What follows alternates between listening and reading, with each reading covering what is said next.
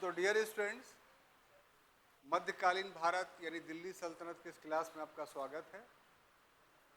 हम लोग जो दिल्ली सल्तनत का फर्स्ट पार्ट था, जिसमें दिल्ली सल्तनत के स्थापना से पहले की घटनाएं थी, वो हम लोग पहले की क्लास में कंप्लीट कर चुके हैं।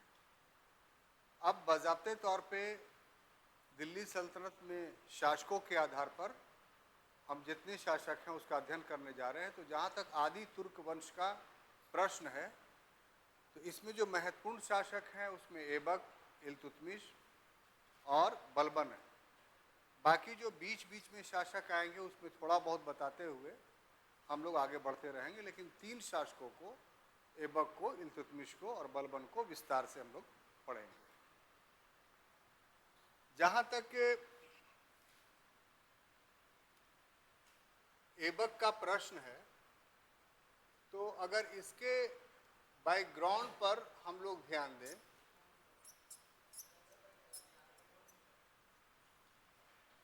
यानी पृष्ठभूमि पर,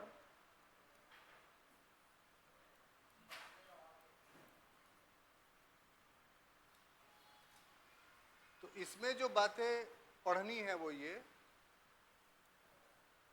कि 5 मार्च 1205 ईस्वी को गौरी की मृत्यु हुई।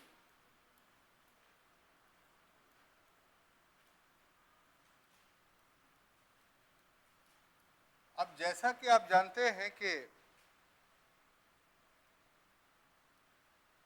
गौरी के पास कोई पुत्र नहीं था।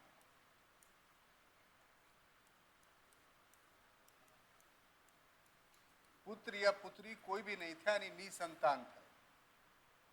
और ऐसी परिस्थिति में उसके 3 उत्तराधिकारी उभर करके सामने आए। क्योंकि कल ही के क्लास में हमने आपको ये बताया था कि गौरी के जीवन काल में ही उसके अमीरों ने उससे पूछा कि आप तो निसंतान है, कोई संतान नहीं आपके पास, आपकी मृत्यु के बाद इतना बड़ा साम्राज्य का क्या होगा। तो उसका एक भतीजा था जो उसका नाम गयासुद्दीन महमूद था, तो उसने अपने भतीजे को अपना उत्तराधिकारी नहीं बनाया, बल्कि उसके स्थान पे ये कहा कि जो हमारे दास हैं वही हमारे पुत्र के समान है और हमारी मृत्यु के बाद यही हमारे उत्तराधिकारी बनेंगे। तो दासों की संख्या तो बहुत थी। तो ऐसे परिवेश में जो महत्वपूर्ण दास थे, जो उसके जीवन काल में ही शासन के सर्वोच्च स्थान प्राप्त कर चुके थे और गौरी के बाद द्वितीय स्थान पे माने जाते थे, वो 3 थे। और वो कल भी ये बताए थे, लेकिन यहाँ पूर्ति करने के लिए पढ़ाई की हम फिर से बता दे रहे हैं। उसमें एक था ताजुद्दीन यल्दौज, और ये इसके अधीन गौरी के मृत्यु के समय में गजनी का अधिकारी था। उसके बाद दूसरा व्यक्ति जो था उसका नाम था नासिरुद्दीन महमूद। ये उच्च और मुल्तान का अधिकारी था। और तीसरा व्यक्ति था कुतुबुद्दीन ऐबक।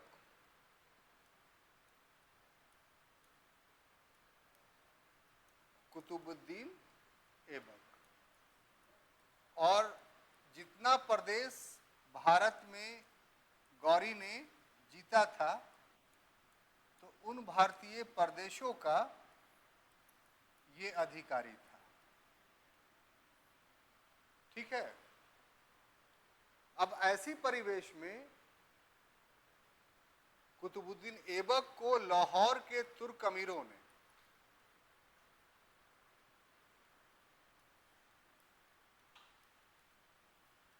ने राज्याभिषेक करा दिया।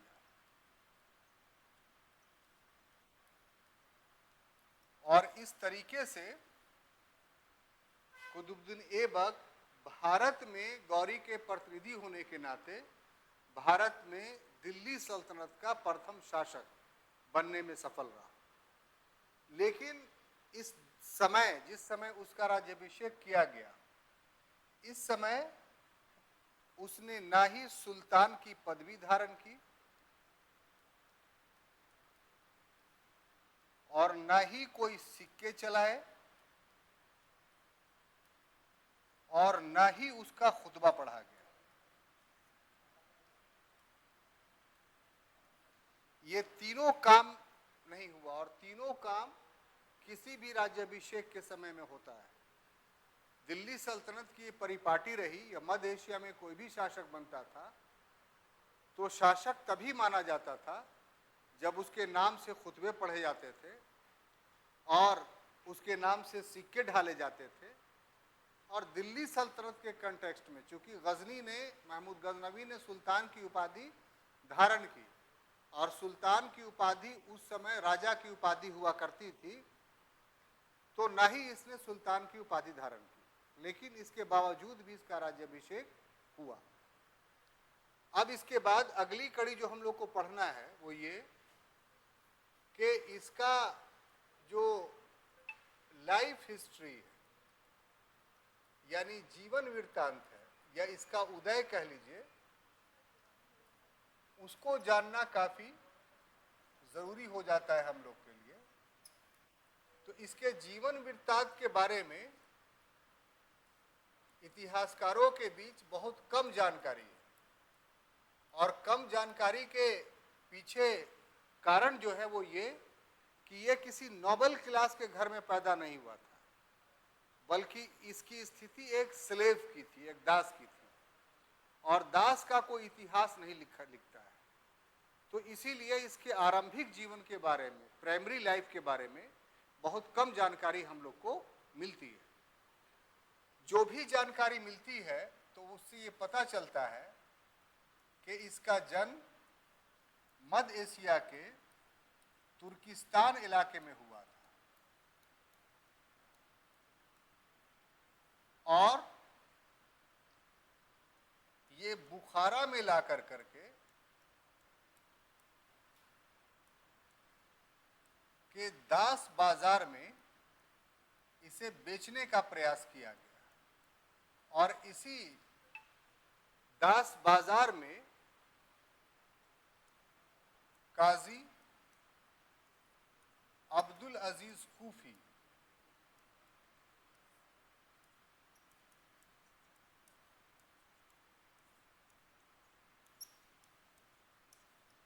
ने इसे खरीद लिया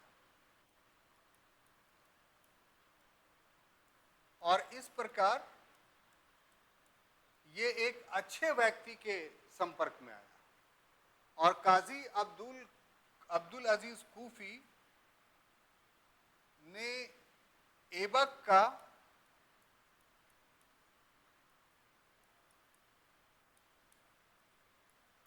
पर्याप्त शिक्षा एवं प्रशिक्षण की व्यवस्था की।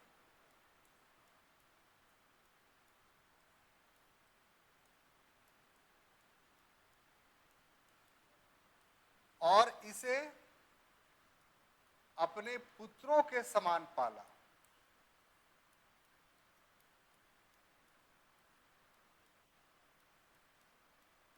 तो इससे आपको पता चल गया होगा कि उस समय जो दास व्यवस्था थी उसका अर्थ ये नहीं होता था कि घर का नौकर बना के रखना, बल्कि अपने पुत्रों के समान उसको सारा अवसर प्रदान किया जाता था।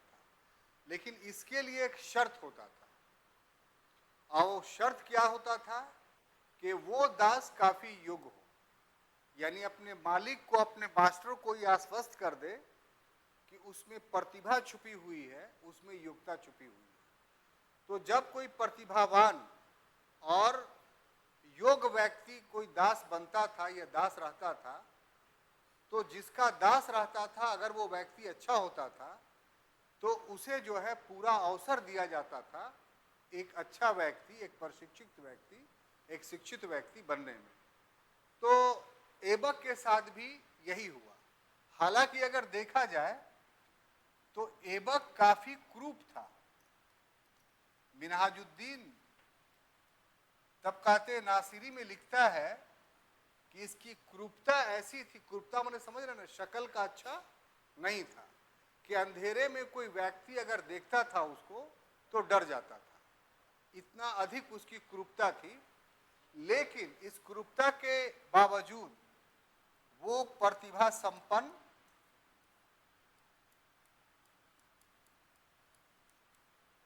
प्लस काफी योग्य था, यानी उसकी योग्यता और प्रतिभा ने उसकी क्रूपता को जो है वो ढांक लिया।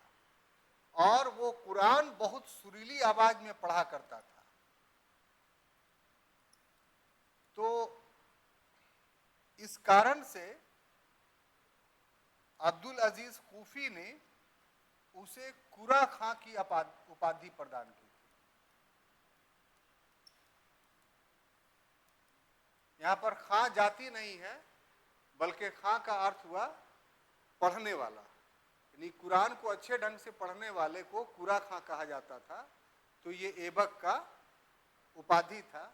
इसके साथ इसे और भी एक उपाधि मिली, यानी ऐबक का जो शाब्दिक अर्थ होता है वो होता है चंद्रमा का स्वामी। चंद्रमा का स्वामी।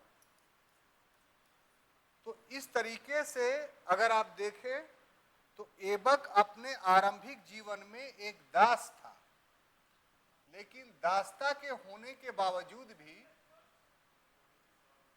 उसमें और ठीक है, दासता के होने के बावजूद भी उसमें काफी योग्यता थी, जिसके कारण उसका जो खरीदार था, यानी मास्टर था, एक सज्जन व्यक्ति होने के कारण उसे काफी योग्य बना दिया। लेकिन जब काजी की मृत्यु होती है, काजी अब्दुल अजीज कूफी की जब मृत्यु होती है, तो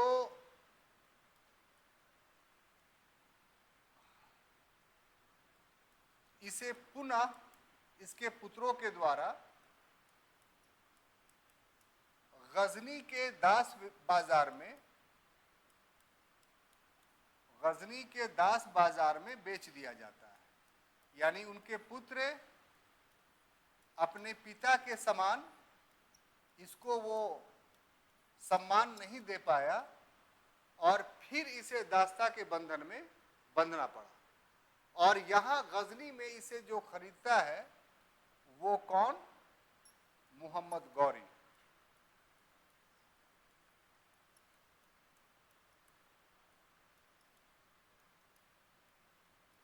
बात समझ में आई? अब चूंकि वो पहले से पूर्व काल से वो घुड़सवारी में, तलवारबाजी में, यानी पुस्तकीय ज्ञान में अपनी योग्यता को प्रमाणित कर चुका था। तो जब गौरी का वो दास बना, तो यहां से गौरी के दास बनने से उसकी उन्नति आरंभ हो गई। उन्नति आरंभ कैसे हुई? कि गौरी के भारतीय अभियानों में, जितना भी गौरी का अभियान था, उन सारे भारतीय अभियानों में,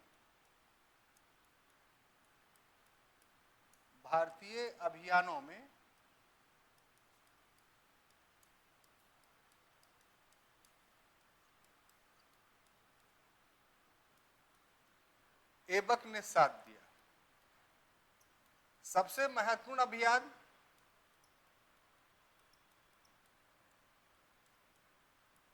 जो तराइन का प्रथम युद्ध था, जिसमें गौरी की बहुत बुरी पराजय हुई थी। उसके बाद गौरी जब 1192 ईस्वी में तराइन के द्वितीय युद्ध में आया, तो इस युद्ध को जीतने में ऐबक की सबसे महत्वपूर्ण भूमिका रही। इसी प्रकार से जब चंदावर का युद्ध हुआ और जयचंद के विरुद्ध हुआ, तो चंदावर के युद्ध में भी 1194 के में जो गौरी जीतता है, उसमें ऐबक की महत्वपूर्ण भूमिका हुई। तो जब चंदावर के युद्ध को जीतने के बाद गौरी वापस जा रहा था, तो इसी समय की घटना है कि 1194 ईस्वी में गौरी ने ऐबक को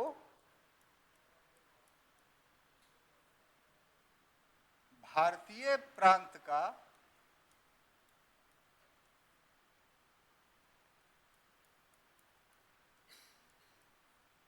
अधिकारी बना दिया। और उस समय जो भारतीय प्रांत का अधिकारी बनाया गया वो एक पद था जो इसे प्रदान किया गया, और वो पद था मलिक एवं सिपा सालार। मलिक एवं सिपा सालार, ये दोनों शब्द के अर्थ हैं। हम समझते हैं कि इस क्लास में बैठा हुआ कोई व्यक्ति इसका अर्थ हमें नहीं बता सकता है। अगर आप बता सकते हैं जो सर नीचे किए हुए हैं तो जरा बताइए कि मलिक और बस यही ना बात है। तो आते हैं आप इसी के लिए कि इसके बाद वाला सफर शुरू होता है। अगर ये इसके बाद वाला ट्रैवलिंग नहीं शुरू हो तो आप आइए ही नहीं, इतना एहसास है हमको। तो पढ़ते आए हैं कि उसको मलिक और सिपा सालार के पद पर बैठा करके गौरी के भारतीय प्रांत के प्रांतपति होने का उत्तरदायित्व दिया गया। और इस प्रांतपति को प्रांतपति नहीं कहा गया बल्कि क्या कहा गया, मलिक एवं सिपा सालार। क्या इसके पीछे राज है? तो दिल्ली सल्तनत में जो प्रशासनिक ढांचा का निर्माण किया गया, उस प्रशासनिक ढांचे का निर्माण अलाउद्दीन खिलजी के द्वारा किया गया। ऐबक से लेकर करके गयासुद्दीन खिलजी तक प्रशासनिक ढांचे की सुव्यवस्थित व्यवस्था स्थापित नहीं हुई। जब अलाउद्दीन खिलजी भारत का सुल्तान बना तो उसके शासनकाल में भारत में तुर्क प्रशासनिक व्यवस्था पूर्ण रूप से स्थापित हुई। इसका अर्थ यह नहीं हुआ कि अलाउद्दीन खिलजी ने कोई नया आविष्कार कर दिया था, बल्कि मध्य एशिया में जो प्रशासनिक ढांचे थे उसी प्रशासनिक ढांचे के तहत भारत में प्रशासनिक ढांचे का निर्माण किया। तो अलाउद्दीन खिलजी के द्वारा भारत में स्थापित और पूर्व से ही मध्य एशिया में चल रहे उस प्रशासनिक ढांचे में एक सैनिक प्रशासनिक ढांचा भी था। और उस सैनिक प्रशासनिक ढांचे में सेना का एक हायरार्की था, पदानुक्रम था, जिसमें सबसे छोटी इकाई जो होती थी वो 10 सैनिकों की होती थी। और 10 सैनिक का जो प्रधान होता था उसको सरखेल बोलते थे। तो एक सरखेल के अंदर 10 सैनिक, और 10 सैनिकों के ऊपर जो है 10 सरखेलों का जो सरदार होता था वो एक जुमलेदार कहलाता था। और 10 जुमलेदारों का जो सरदार होता था वो एक अमीर कहलाता था। और 10 अमीरों का जो सरदार होता था वो मलिक कहलाता था। और 10 मलिकों का जो सरदार होता था वो खान कहलाता था। तो खान कोई जाति का सूचक नहीं है, मलिक कोई जाति का सूचक नहीं है, ये दोनों सैनिक पद थे। इसलिए आप गौर से देखिएगा कि मलिक के, अब तो खैर ये जाति बन गई, लेकिन इसका उदय प्रशासनिक या सैनिक पदानुक्रम से हुआ है। तो जो लोग उस दौर में मलिक के पद पर थे, खान के पद पर थे, वो आगे चलते चलते वो जाति में कन्वर्ट हो गए। तो इस तरीके से हिंदुओं में भी आपको मलिक शब्द मिलेगा टाइटल के रूप में, और हिंदुओं में भी आपको अभी भी खान शब्द मिलेगा। तो हिंदुओं में अगर मलिक और खान टाइटल का कोई व्यक्ति मिले तो आप समझ जाइए कि इसका जुड़ाव दिल्ली सल्तनत के काल में इसके पूर्वजों का सैनिक सेवा के रूप में था। बात समझ में आई? जो हिंदुओं में तो एक टाइटल के रूप में ही बनी रही अभी तक, लेकिन मुसलमानों में ये एक जाति के रूप में बढ़ गई। बात समझ में आई इतना? तो मलिक का अर्थ ये हुआ कि गौरी के सेना में ऐबक सैनिक पदानुक्रम में, मिलिट्री हायरार्की में मलिक के पद तक पहुंच चुका था, खान नहीं बना था। यानी उसके पास जो सैनिक संख्या थी वो मलिक वाली सैनिक संख्या थी। और चूंकि किसी एक विशेष प्रांत का जो सैनिक प्रमुख होता है तो उसको उस पीरियड में सिपा सालार बोला जाता था। क्योंकि भारत में अभी अस्थाई शासन तुर्कों का स्थापित हुआ नहीं, अभी जो शासन था वो सैनिक शासन था। जैसे अरवल शुरू में पुलिस जिला बना, पूरा जिला नहीं बना, उसके बाद वो पूरा जिला बना। पुलिस जिला का मतलब कि सिर्फ एसपी बैठता था, और पूरा जिला का मतलब कि डीएम भी बैठने लगा। तो अभी भारत में जो तुर्क शासन की स्थिति थी वो मिलिट्री शासन की थी, इसलिए उसका हेड जो था वो दीवान नहीं था, बल्कि उसका हेड को सिपा सालार बोलते थे। और यही सैनिक और राजस्व दोनों भूमिकाओं में काम करता था। तो सिपा सालार का अर्थ ये हुआ कि वो भारतीय प्रांत का गौरी का प्रमुख अधिकारी है, और मलिक का अर्थ ये हुआ कि उसके पास इतने सैनिक हैं। कितनी खूबसूरत बात है, दिल खुश हुआ ना? तो अब देखिए साहब, इस मलिक और सिपा सालार के पदवी पर रह करके 1205 ईस्वी तक इसने, ऐबक ने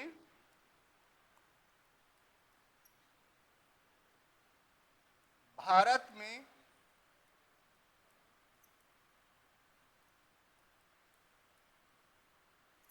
अनेक क्षेत्र जीते।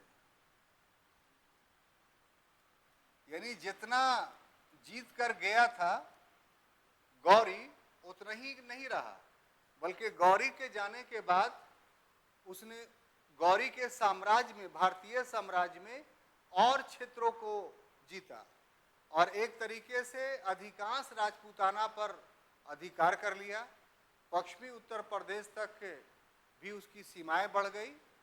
और जब खोखरों के अभियान में गौरी व्यस्त था तो खोखर अभियान को सफल बनाने में ऐबक की सबसे महत्वपूर्ण भूमिका रही। और जब वो मरा तो उसके बाद लाहौर के तुर्क अमीरों ने ऐबक को भारत में राज्याभिषेक करा दिया। तो ये उसके जीवन का जो है वो पूरा पूरा वृत्तांत है। अब देखिए कि उसकी अवधि को आप देखें, इसको उठाए ना भाई, सबका हो गया।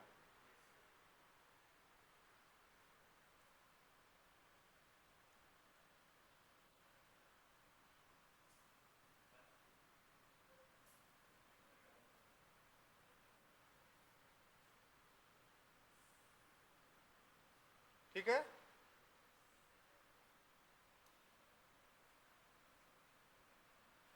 अब देखिए कि ऐबक के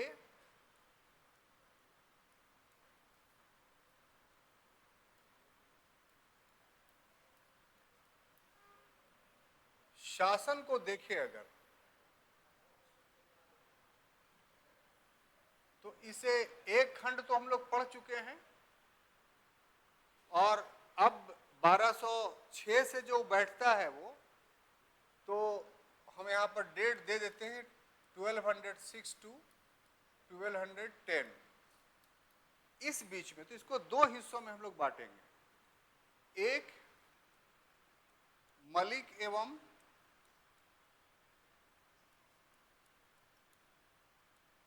सिपा सालार के रूप में,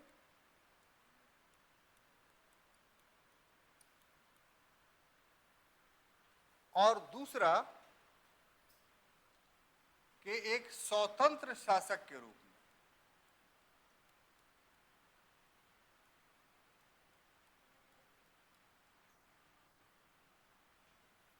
तो मलिक और सिपा सालार के रूप में वो 2 वर्षों तक शासन करता है, और स्वतंत्र शासक के रूप में वो 2 वर्षों तक शासन करता है। अब ऐसा क्यों कि चूंकि उसकी पदवी गौरी के समय से ही मलिक एवं सिपा सालार थी, इसलिए गौरी मरा तो उसका एक प्रकार से सक्सेसर बन गया भारतीय प्रांत का, तो उसने सुल्तान की पदवी धारण नहीं की। मलिक और सिपा सालार की पदवी धारण करने का अर्थ यह हुआ कि अभी भी गजनी से उसका संपर्क है, गजनी से सैद्धांतिक रूप से वो अलग नहीं हुआ। अब ऐसी परिस्थिति में इस काल में अपनी स्थिति को सुदृढ़ करने के लिए, स्थिति को सुदृढ़ करने के लिए उसने वैवाहिक संबंधों का सहारा लिया, लड़ाई का सहारा नहीं लिया। हालांकि थोड़ा सा बात हम बता दें इसके पूर्व वाला, तो आपको बात अच्छे ढंग से समझ में आएगी। जब इसने अपने आप को राज्याभिषेक करा लिया लाहौर में, तो जो गजनी का हेड था ताजुद्दीन यलदौज, उसने इस राज्याभिषेक को स्वीकार नहीं किया कि हम नहीं मानते हैं कि ऐबक जो है एक स्वतंत्र शासक है। ऐसी परिस्थिति में ऐबक ने गजनी पर आक्रमण कर दिया। आक्रमण करने के क्रम में ऐबक की विजय भी हो गई और गजनी को अपने अधीन कर लिया, लेकिन गजनी की जो जनता थी वो ऐबक की समर्थक नहीं थी, वो ताजुद्दीन यलदौज की समर्थक थी। इसलिए जन विद्रोह हो गया ऐबक के विरुद्ध गजनी में, और इस तरीके से ऐबक को गजनी छोड़कर भागना पड़ा। तो इसके लिए अपना राज्याभिषेक कोई निष्कंटक नहीं था, यानी इंटरप्टेड लेस नहीं था, इंटरप्शंस था इसमें। इंटरप्शंस क्या था कि इसके समकक्ष गौरी के अन्य अधिकारी, अन्य लोग तो युद्ध में देख लिया कि हम जीत नहीं सकते हैं, इसलिए उसने कूटनीतिकता का सहारा लिया, डिप्लोमेसी का सहारा लिया। और डिप्लोमेसी के सबसे अच्छे जो काइंड्स है, प्रकार है, वो है मैरिज रिलेशंस। ये प्राचीन काल से हर देश में हर समय चला आ रहा है कि वैवाहिक संबंधों के माध्यम से अपने शासन को सुदृढ़ करने का प्रयास हर शासकों ने किया है। इसने भी किया। आप देखिए वैवाहिक संबंध में क्या किया। तो उसकी 3 पुत्रियां थीं। किसकी? ऐबक की। मिन्हाजुद्दीन सिराज के तबकाते नासिरी से जो बातें उभर कर सामने आती हैं, उससे पता चलता है कि उसके कोई पुत्र नहीं थे, बल्कि 3 पुत्रियां थी। ऐसा क्यों करते हैं आप कि जब ये सब बात आता है तो थोड़ा ज्यादा उत्तेजित हो जाते हैं? अभी तो कुछ देर पहले तो अच्छा बात पढ़ाए थे। आप देखिए जो टॉपिक आएगा वही ना पढ़ाएं, तो मेरी मजबूरी है, ये तो मेरे घर की चीज है नहीं। नहीं, समझिए इस बात को कि हमारे लिए, आपके लिए बहुत ज्यादा स्वतंत्रता नहीं है। हम आप बंधे हुए हैं यूपीएससी या बीपीएससी के सिलेबस से, और उसी के अनुरूप हम लोग को चलना है। तो हर समय मीठी मीठी चीजें मिले ऐसा तो संभव है नहीं। मीठी खट्टी तीती हर तरह की चीज मिलती है, तो आपको उसी में अपने आप को आनंदित करना चाहिए, हैं? नहीं, ऐसे आपको मन लग रहा है, हम देख रहे हैं। तो उसकी 3 पुत्रियां थी, जिसमें यलदौज के साथ, ताजुद्दीन यलदौज के साथ उसने अपनी पुत्री की शादी की। देखिए यहां पर बहुत विवाद हुआ था एक समय में, बहुत सारे किताबों में लिखा हुआ था कि ऐबक ने यलदौज के पुत्री से शादी किया, क्योंकि यलदौज उम्र में बहुत बड़ा था और उसके सामने ऐबक जो है वो पोता के समान था, बेटा के समान भी नहीं, इतना एज था। गौरी से भी यलदौज उम्र में बड़ा था, यही आप समझ लीजिए। तो सबसे गौरी के तुर्क अमीरों में सबसे वयोवृद्ध कोई था तो वो ताजुद्दीन यलदौज था। तो हम क्या कहना चाहते हैं आप अंदर से समझते होंगे, उसको पर्दे में कह रहे हैं। तो सबसे पहले अपनी पुत्री का विवाह किया, मर गई, तो उसके बाद फिर दूसरी पुत्री का विवाह किया, यानी ऐबक ने यल्दौज के साथ दो पुत्रियों का विवाह किया।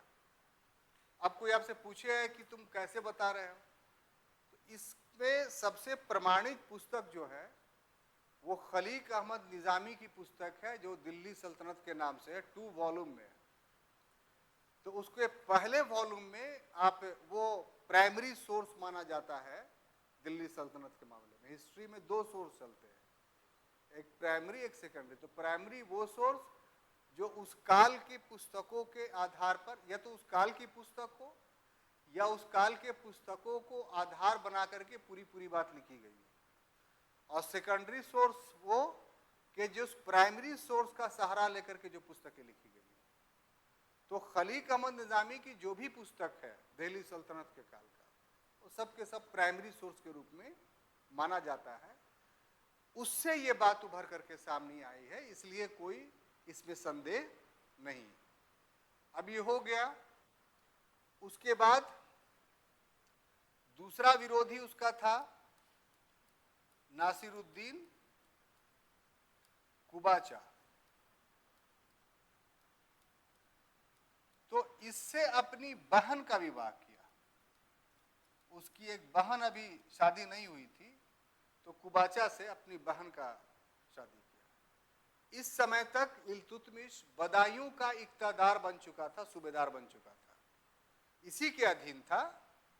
लेकिन बदायूं उस समय दिल्ली सल्तनत में सबसे बड़ा प्रांत था या इक्ता था, और सबसे अधिक सैनिक किसी प्रांत के पास दिल्ली सल्तनत में थे तो बदायूं के पास था। तो इससे अपनी एक बची हुई जो पुत्री था उससे विवाह कर दिया। तो इस वैवाहिक संबंध से क्या हुआ इल्तुतमिश को वो समझिए कि 2 प्रबल विरोधी थे, कुबाचा और यल्दौज। यही दावा कर सकते थे दिल्ली पर आक्रमण का, या अपनी स्वीकृति देते तब ये शासन वैध होता। तो इस वैवाहिक संबंध से इस प्रकार का जो इसके नवजात वंश का विरोध होता, इस वैवाहिक संबंध से वो विरोध समाप्त हो गया। और दूसरी बात, इल्तुतमिश से शादी करने, अपनी बेटी की शादी करने से एक लाभ हुआ कि सैनिक दृष्टिकोण से ऐबक भारत में मजबूत हो गया। क्योंकि तुर्क सेना जो बनी हुई थी ऐसी नहीं थी कि एक ही नस्ल की थी, इसमें अलग अलग नस्ल के लोग शामिल थे। और खतरा यह भी था कि तुर्क अमीर या तुर्क सैनिक भी ऐबक के खिलाफ विद्रोह कर दे। अगर ऐबक सैनिक दृष्टिकोण से अपने आप को मजबूत कर लिया तो सैनिकों के ओर से होने वाला विद्रोह की संभावना समाप्त हो गई। तो ये वो पहला काल में उसका डिप्लोमेटिक राजनयिक संबंध, वैवाहिक संबंध के आधार पर मजबूत हुआ और दिल्ली सल्तनत को अस्थायित्व प्राप्त हुआ। बात समझ में आई? अब रहा ये दूसरा पीरियड। तो दूसरा पीरियड की जो शुरुआत होती है वो एक घटना से होती है, और वो घटना जो घटा वो 1208 में। इसमें क्या हुआ कि गियासुद्दीन महमूद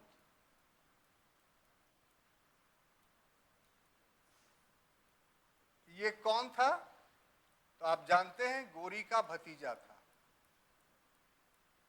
गोरी का भतीजा था।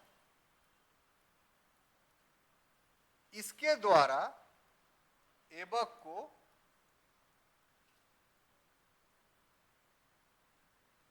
छत्र एवं दंड प्रदान किया गया। इसका मतलब क्या हुआ कि अब ऐबक को मान्यता मिल गई। चूंकि सोवरेंटी कहां से निकल रही थी? गजनी से, मोहम्मद गौरी से, और मोहम्मद गौरी का ही रिश्तेदार जो उसके मृत्यु के बाद व्यवहारिक रूप से उसका सक्सेसर घोषित नहीं करने के बाद भी पारिवारिक रूप से वो माना जाएगा। तो उसने जब उसे छत्र और दंड दे दिया 1208 में, तो इसका मतलब ये हुआ कि ऐबक द्वारा स्थापित भारत में जो शासन है वो अब वैध हो गया, उसका कोई विरोधी नहीं रहा। अब इस पीरियड में ऐबक ने क्या किया ये देखिए। तो ये जो पीरियड था, इस पीरियड में उसने कोई नए क्षेत्र विजित नहीं किए, बल्कि नए क्षेत्र विजित करने के स्थान पर,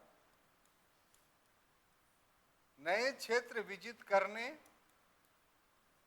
के स्थान पर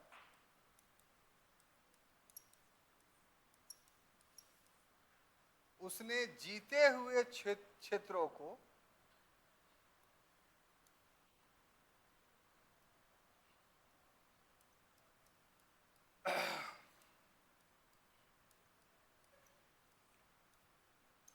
जीते हुए क्षेत्रों को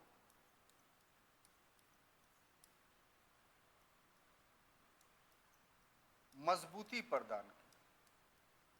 यानी उसका उद्देश्य ये था या उसका विचार ये था कि अभी जो भी क्षेत्र दिल्ली सल्तनत के अधीन हैं वो ऐसा नहीं है कि पूरी तौर पर शामिल हो गए हैं। अधिकांश राजपूत रियासतें हैं और राजपूत रियासतें अभी भी स्वतंत्र होने के लिए छटपटा रहे हैं। तो अगर अपना सैनिक प्राबल हम दूसरे क्षेत्रों पर लगा देंगे तो अभी अभी 9 विजित जो राजपूत क्षेत्र हैं वो स्वतंत्र हो जाएंगे।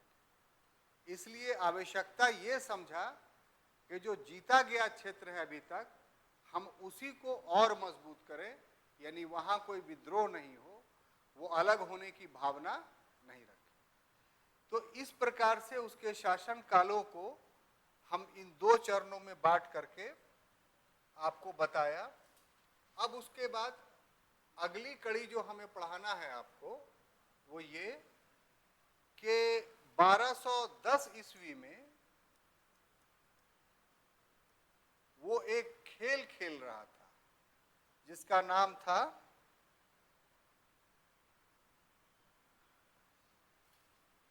चौगान। चौगान का अगर तुलना कीजिए तो आज पोलो खेला जाता है ना, तो उसी तरह का एक खेल था। और इसमें, इस खेल में घोड़े से गिरने के कारण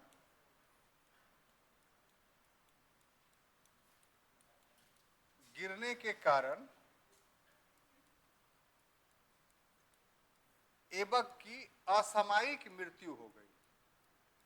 मिन्हाजुद्दीन सिराज विवरण देता है कि चौगान जो खेल था उसमें होता ये था कि घोड़े पर जिन कसे रहते थे और घोड़ा पूर्ण रूप से सुसज्जित रहता था। पूर्ण रूप से सुसज्जित का अर्थ हुआ कि उसके गर्दन में भी लोहा लगा रहता था ताकि अगर घोड़ा गिरे तो उसका गला टूटे नहीं, क्योंकि उसमें जो घुड़सवार होता था उस खेल में उसके हाथ में एक भाला होता था और लुगदी जो कपड़े का टुकड़ा होता है उसका बॉल लुमा बना करके फेंका रहता था फील्ड में। और करना वो ये होता था कि घोड़ा को तेज से दौड़ा करके भाला से उस लुगदी को उठाना पड़ता था। पोलो में बॉल जो है वो मारा जाता है और इसमें जो है वो लुगदी को उठाया जाता है, ये दोनों में डिफरेंस है। तो ऐसे ही में उसका बैलेंस, घोड़े का बैलेंस बिगड़ गया और ऐबक घोड़े पर से गिर गया। घोड़े पर से जब गिरा तो जो घोड़े का गर्दन वाला जिन था जिसमें लोहे निकले हुए थे बचने के लिए घोड़े को, वो उसके सीने में चुभ गया और तत्काल ऐबक की जो है वो मृत्यु हो गई। उसके साथ कुछ निर्माण कार्य जुड़े हुए हैं। उसमें 3 निर्माण कार्य काफी महत्वपूर्ण हैं। उसमें पहला जो उसने निर्माण कार्य किया वह कुव्वतुल इस्लाम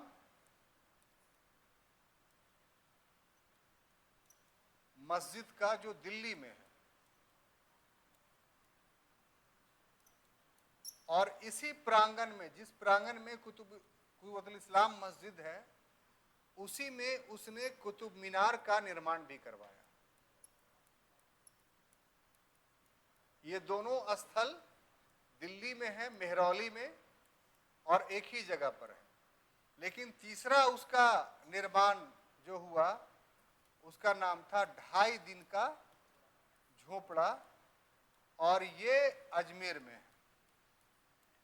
इस स्थापत्य कला के बारे में, चूंकि जब पॉलिटिकल पूरा दिल्ली सल्तनत समाप्त हो जाएगा, तो हम लोग जब दिल्ली सल्तनत का स्थापत्य पढ़ेंगे तो इन स्थापत्यों का डिटेल्स वहां पढ़ाएंगे आपको।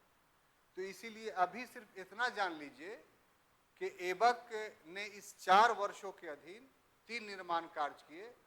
दिल्ली में 2, एक कुतुब इस्लाम मस्जिद और दूसरा कुतुब मीनार, और अजमेर में एक है 2.5 दिन का झोपड़ा। तो ये पूरा विवरण था कुतुबुद्दीन ऐबक के बारे में।